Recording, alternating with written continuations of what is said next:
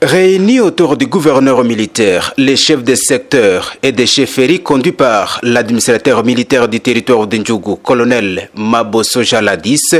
sont prêts à appuyer d'une part les opérations militaires à cette période de l'état de siège, à conscientiser leurs populations respectives à une cohésion sociale et à regagner les entités déjà stabilisées et sécurisées par les forces loyalistes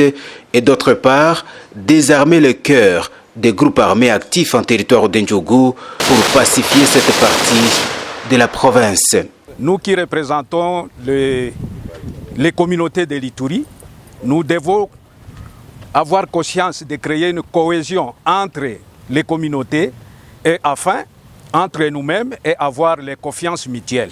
Voilà l'objet de notre rencontre. Et en cela, il était demandé aussi que nous puissions tracer un plan que lui-même pourra soutenir, tel qu'en 2017, nous avions aussi